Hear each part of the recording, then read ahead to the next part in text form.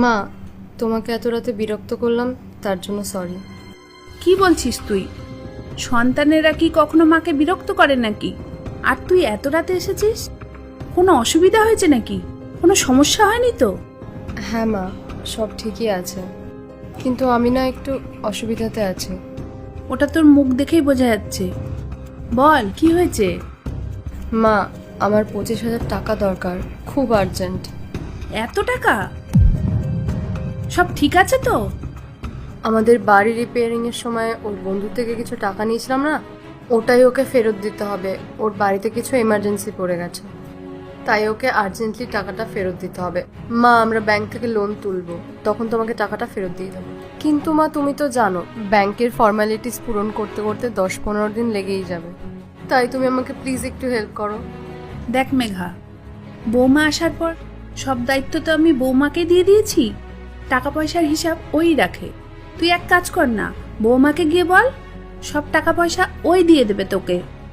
মা, মানছি বৌদি খুব ভালো, কিন্তু যখন টাকা পয়সার কথা আসে তখন নিজের লোকেরাও সাথে থাকে না। আর বৌদি তো তাও পর, তার থেকে ভালো আমি দাদার থেকে টাকা চেয়ে নিই, কিন্তু বৌদির থেকে না।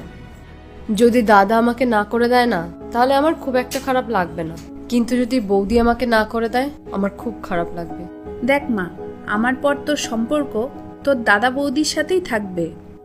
রনিত আগে এসে আমাকে সব স্যালারি আমার হাতে দিত, আর আমি সব ওর হিসাব রাখতাম। কিন্তু এখন আমি সব দায়িত্ব তোর বৌদির হাতেই তুলে দিয়েছি, আর ও সেটা ভালোভাবেই পালন করছে। তুই সেটা নিয়ে কিছু ভাবিস না।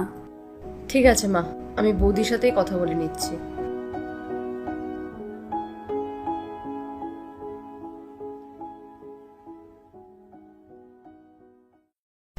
বৌদি, আমার না তোমার সাথে কিছু কথা ছিল।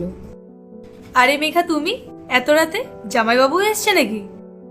না, আমি একাই এসেছি, আর আমার না 25,000 টাকার দরকার ছিল।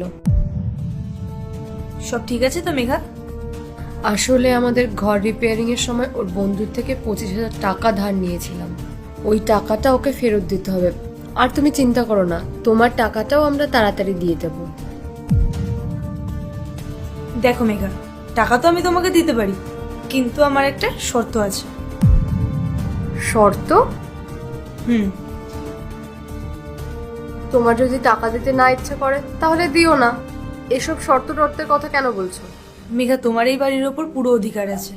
আমার শুধু একটাই শর্ত, যে তুমি যদি এই টাকাটা নাও শোধ করতে পারো, তাও কিন্তু তুমি এই বাড়িতে এসে ছাড়বে না। আর তুমি যদি কোনো অসুবিধায় পড়ো, তুমি তোমার দাদার সাথে আর না হলে আমার সাথে কথা বলবে।